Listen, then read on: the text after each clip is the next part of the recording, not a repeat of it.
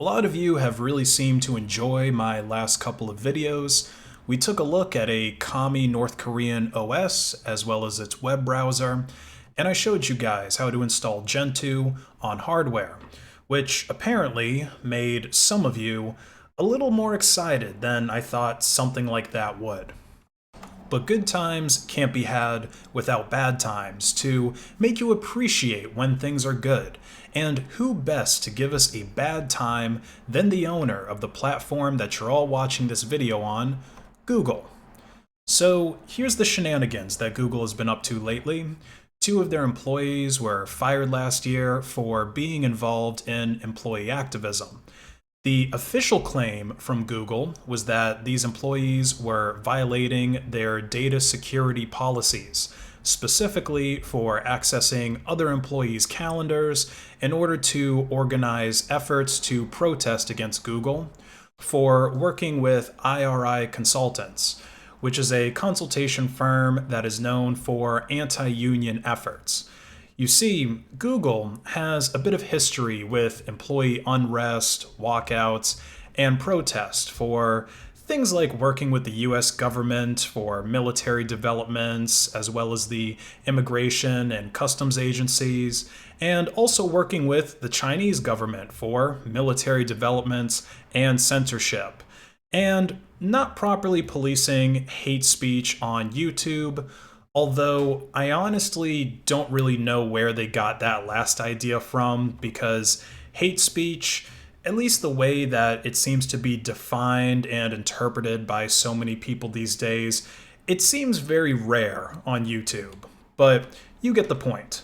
Google's employees, they are unhappy, and Google is trying to stamp out this resistance, because that's what you do with people who are unhappy, right? You just stamp them out. They don't know why they're unhappy. They're being unreasonable, so they need to be shut down. And hiring that anti-union firm is just the beginning of shutting down the resistance. There used to actually be these weekly all-hand meetings in Google that was conducted with the employees on Fridays, where they could ask the executives questions about the future of the company, like what moves the company is going to make next and why. But these meetings, they go back to the founding of Google, since it was the founders, Larry and Sergey, who initially started the meetings. They call them TGIFs. Makes sense since they happen every Friday. So it's really something that is core to Google as a company. They've been doing these since 1999, but I guess changes happen. Like changing your company's motto from "don't be evil" to something more vague like "do the right thing." So why not change your weekly all-hand meetings where employees can voice their concerns to bi-weekly and then to monthly meetings where employees can't even really voice their concerns? I mean, they have town halls from time to time, but now everything's separated out. Like they just have one meeting, and most of the meetings are specifically about product, and they tell you not to bring up anything political. Don't bring up anything about company policies. We're strictly going to talk about product in these meetings. And I guess it makes sense if you take Google's CEO's explanation about why these meetings were changed around, which is basically that the attendance of these meetings was dwindling and not many employees were actually interested in discussing company policies and things the company was doing. I mean, look at that very small crowd of concerned employees. It looks like it's only 4 or 5 at most that have any disagreements whatsoever with Google. So now, Google has also had a lawsuit filed against them, this time by the National Labor Relations Board, because Google was allegedly spying on some employees who were trying to unionize. And they did this by tracking the employees who were trying to share their grievances with one another on platforms like Gmail and meeting rooms. And just as a side note, I would think that something like this would be obvious, especially to engineers that are working at Google, but don't try to organize a union against your employer and talk about grievances that you have with your employer on the same platforms that are owned and operated by your employer. Like, of course, they're going to spy on you. Everything that you do on the platform is automatically logged anyway, and that's just for an end user. I assume that it's even spookier if you're an employee. And of course, they're going to shut you down. I mean, they shut down anything that they disagree with. I mean, just look at the censorship that Google does to thoughts and ideas that don't even affect their profitability. So here's the thing. I'm not a big fan of Google by any means, but I wonder just how powerful this wrongful firing lawsuit that's been filed against them is going to be.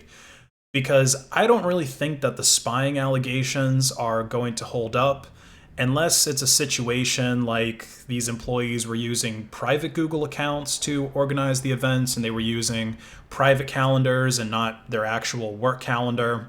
Because if they were using their work accounts, then, like I said, Google is going to know about it. And that could technically be listed by Google as an inappropriate usage of the company's tools on the company's time. And also, since Google is an American company, you have to keep in mind that they do have the ability to fire an employee for any reason or no reason at all under the employment at will doctrine.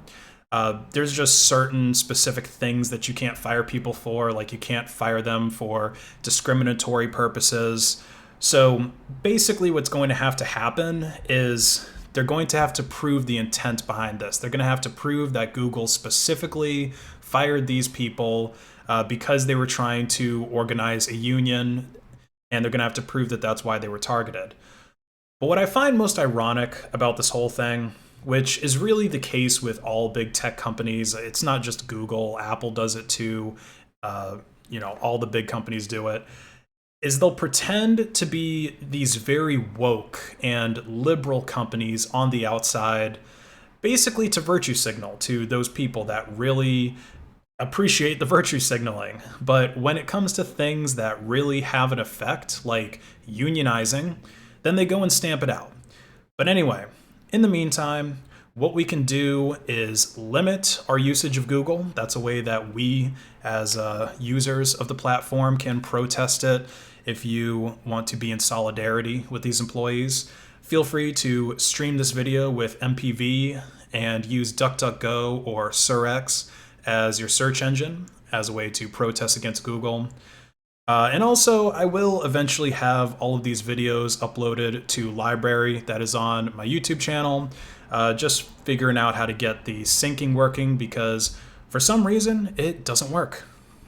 But yeah, don't take Google's woke community guidelines or redesigns of the search page seriously as a means of them being a liberal company. They're anti-union. That's really all that you need to know. Don't fall for the virtue signaling.